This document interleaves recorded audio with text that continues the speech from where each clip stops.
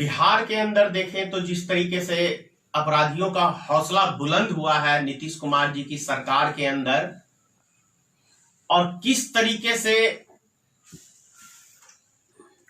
प्रत्येक दिन आप देखें तो कहीं ना कहीं हत्या, लूट, डकैती, आम नागरिक की हत्या, व्यापारी की हत्या, नेता की हत्या एक आम रिवाज सा बन के रह गया बिहार के अंदर। माननीय नीतीश कुमार जी सुशासन की अपना दम भरते हैं, लेकिन हकीकत तो यह है कि बिहार की ही राह पे केंद्र सरकार चल रही है। माननीय नीतीश कुमार जी की राह पे यदि कहे कि मोदी सरकार चल रही है तो कोई दो मत नहीं है। जैसे 2005 के अंदर माननीय नीतीश कुमार की सरकार बनी थी तो आप सबको याद होगा, धरना स्थल जो है आपको गांधी मैदान था और हार्डिंग पार्क था। किसी भी तरह का आंदोलन, धरना प्रदर्शन सेंटर है, यहां पे लोग करते थे ताकि सरकार तक हमारी आवाज जाए और सरकार उन बातों पे ध्यान दे।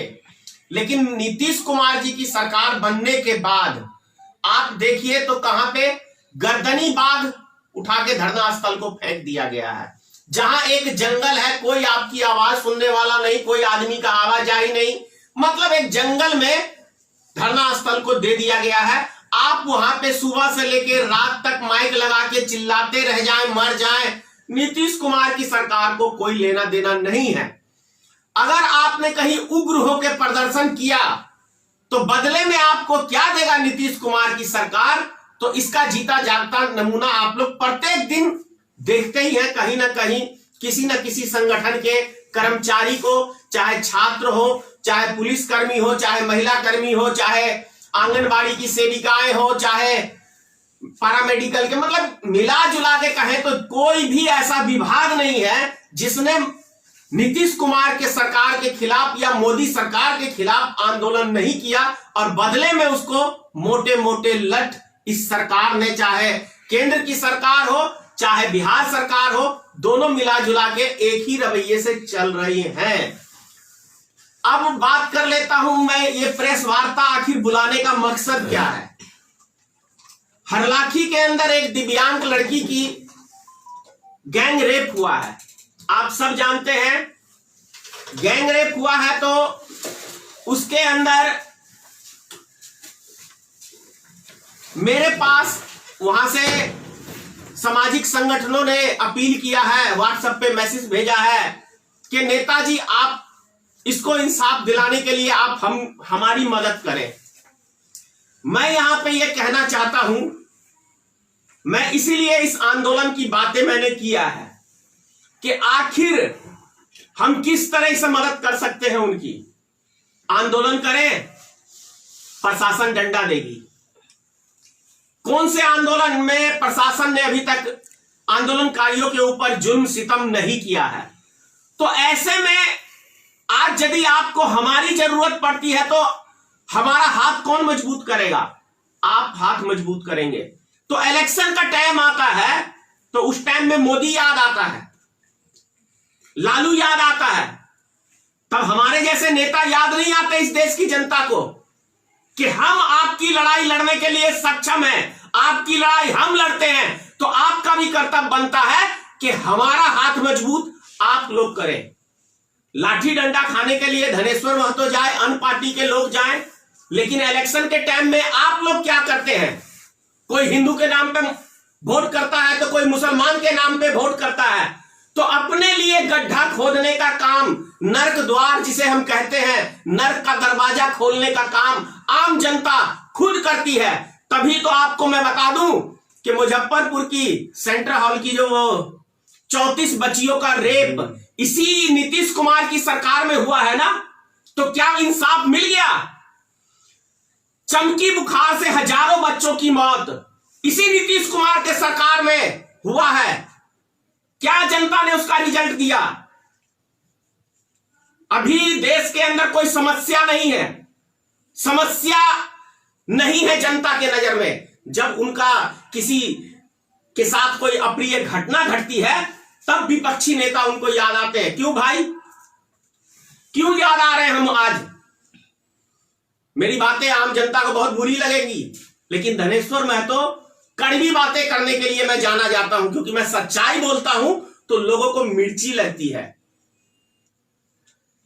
मुजफ्फरपुर में भी बलात्कार हुआ था, आपको पटना में भी हुआ, मधुबनी में भी हुआ, भागलपुर में भी हुआ, उसके बाद भी हम नीतीश कुमार की सरकार को चुन रहे हैं। तो इसका जिम्मेदार कौन है? आम जनता, आप स्वयं हैं। एक बलात्कारी सरकार को आप सपोर्ट करते हैं, एक हत्यारे सरकार को आप सपोर्ट करते हैं। जैसे अभी मान के चलिए, केंद्र की थोड़ी सी बात कर लेते हैं।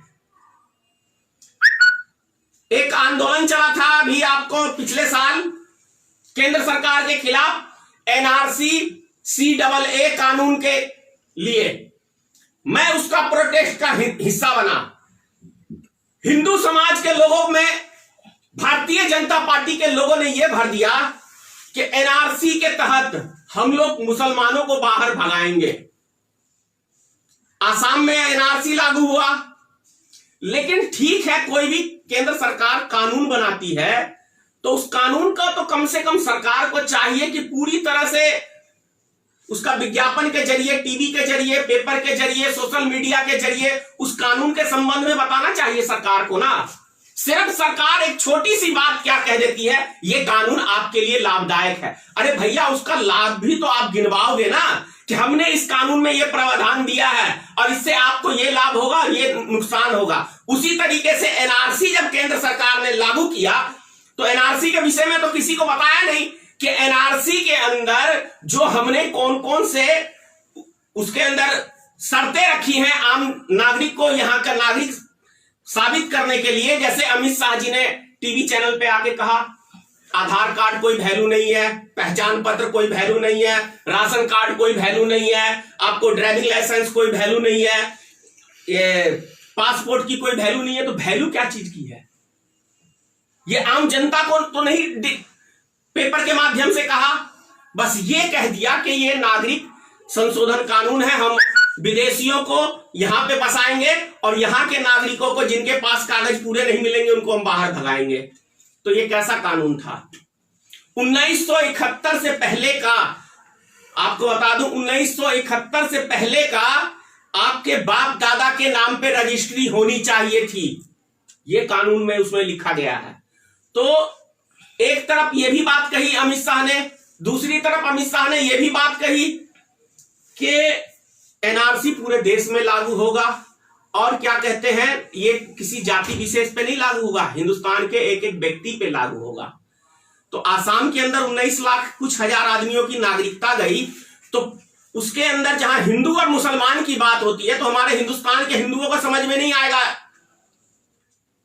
जब 5 लाख क्या कहते हैं नागरिकता इनकी मुसलमानों की चली गई आसाम के अंदर 19 लाख कुछ हजार में, और 14.25 लाख आदमी हिंदू की नागरिकता चली गई, तब एक भी हिंदू रोड पे नहीं आया। हम उस हिंदुओं की लड़ाई लड़ने के लिए रोड पे आए तो मुझे नाम क्या दिया गया, ये मुसलमान का सपोर्टर है, मुसलमान का सपोर्ट करता है। तो इस तरीके से मुझे बदनाम किया गया। तो आज जो मेरे से ये उम्मीद लगा के बैठ रहे हैं कि नेताजी आएंगे और हमें सपोर्ट करेंगे, अरे भैया, सबसे पहले तो आप मेरे से सपोर्ट जो मांग रहे हैं वो इसके लिए आप सोच लीजिए कि नेताजी से बढ़िया है ना कि नीतीश कुमार से आप इंसाफ मांगे, क्योंकि सत्ता उनके पास है, मेरे हाथ में चाबी नहीं है, एनडीए के हाथ में चाबी है बिहार की। तो जाइए बिहार सरकार के पास, आप लोग आंदोलन करिए, हम लोग 5 साल आराम से बैठ के तमाशा देखेंगे, क्या बढ़िया रहेगा। ये बात कहूं आज तो अच्छी बात नहीं है ना, इसीलिए मैंने प्रेस कॉन्फ्रेंस बुलाया है। आज किसान देश का हमारा 2 महीने लगभग होने जा रहे हैं और 3 महीने से पंजाब में थे वो लोग, तब दिल्ली की ओर रुक कर आए जब किसी मीडिया ने और किसी सरकार ने उन पर ध्यान नहीं दिया। आज उन्हीं आंदोलनकारी को यही सरकार क्या कह रही है, क्या कह रही है, ये पाकिस्तानी है, ये खालिस्तानी है, ये उग्रवादी है, ये नक्सलवादी है, ये माओवादी है, ये इसी सरकार संबोधित कर रही है। कितना उस किसान आंदोलन में आम नागरिक की लड़ाई लड़ रही है वो किसान, और कितने हिंदुस्तान के नागरिक हैं कि इसको सपोर्ट कर रहे हैं। सब अपने अपने घर में चैन से बैठे हुए हैं, क्यों? तो भैया ऐसे में कौन आपके लिए मदद करने जाएगा? आपकी लड़ाई इस देश का किसान लड़ रहा है और आपको अकल ही नहीं आ रही है। आप ये सोचो ना, बिहार के लिए मैं कहना चाह रहा हूं, बिहार वासियों के लिए, इसी साल धान की फसल हुई है ना, 1800 रुपए कुंटल सरकार का एमएसपी दिया हुआ है बिहार सरकार का। तो क्या 1800 रुपए में बिहार सरकार ने धान खरीदा है? कहीं नहीं खरीदा। धान बिका क्या है बिहार में? 900 रुपए कुंटल, 1000 रुपए कुंटल, ये रेट का बिका है, जो कि 1000 रुपए कट्ठा धान की लागत आई है लोगों को बोने में। उसमें भी कोई गारंटी नहीं होता कि वो, तो इतनी आपकी हक की लड़ाई देश का किसान लड़ रहा है, तो बिहार के हमारे लोग सोए हुए हैं, मरे हुए मुर्दे के समान है, जिंदा रहने को ही अपना विकास समझते हैं। तो ये सब दिक्कत है और इसीलिए हमने आज का प्रेस कॉन्फ्रेंस बुलाया है। सर, आज पत्रकारों के सवाल पे सीएम भड़क उठे लॉ एंड ऑर्डर को देखते हुए। अपराधी बोले, पत्रकार ने बात किया उनसे कि अपराधी खुलेआम घूम रहे हैं, दिन दहाड़े घर के सामने जब सुरक्षित नहीं है गोली मार दिया जाए, उस पर सीएम ने भड़क दिया पत्रकार। भड़केगा कैसे नहीं, क्योंकि ये सीएम, आपको मैं बता दूं, इसकी जिम्मेदार स्वयं जनता है। और सीएम क्यों नहीं भड़केगा?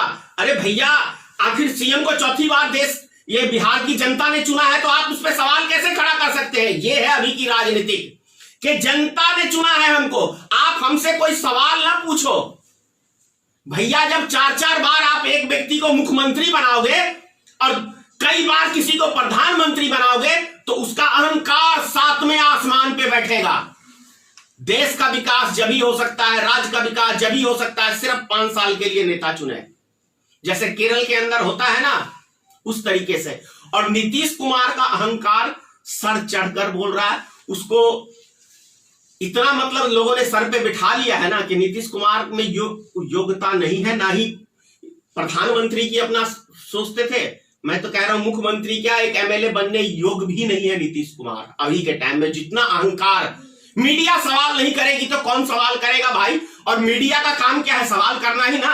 और नेताओं का काम है मीडिया के सवाल का उत्तर देना। मैं तो सबसे कहता हूं, मैंने ही अभी कुछ ऐसी बातें कही है जो बहुत सारे आप मीडिया भाइयों को पसंद नहीं है, आप उससे मेरे सवाल पूछ सकते हैं, मैं उसका जवाब देना मेरा कर्तव्य है, मेरा कर्तव्य है। और हर नेता का कर्तव्य है कि मीडिया के सवालों का जवाब दे। उसके ऊपर भड़कने से समस्याएं दूर नहीं होती। और ये नीतीश कुमार जानते हैं क्यों भड़कते हैं? भैया, भड़केंगे नहीं, मतलब मीडिया को दबा के रखना चाहते हैं। क्या है, तो हम विज्ञापन रोक देंगे आपका। प्रिंट मीडिया है तो विज्ञापन रोक देंगे, और इलेक्ट्रॉनिक्स मीडिया है तो भी आपका जो धन जाता है मंथली सरकार की तरफ से, वो रोक देंगे, तो आप दब जाओगे। इसीलिए चढ़ के बोलते हैं। ऐसा बहुत सारी मैं देखने को भी मिला है। लॉ एंड ऑर्डर पे क्या कहेंगे सर? लॉ एंड ऑर्डर है कहां बिहार में? नीतीश कुमार 1% भी मुख्यमंत्री बनने के योग्य नहीं है अभी के टाइम में, जो बिहार की स्थिति है। जब 2005 में नीतीश कुमार जी बिहार के मुख्यमंत्री बने थे, उस टाइम के अंदर 5 साल में अपराधियों की फाड़ के रख दी थी नीतीश कुमार जी ने। भय हो गया था उसके अंदर।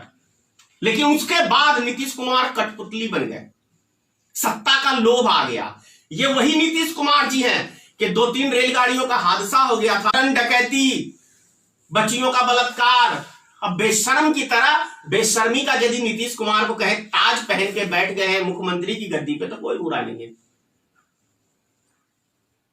और कुछ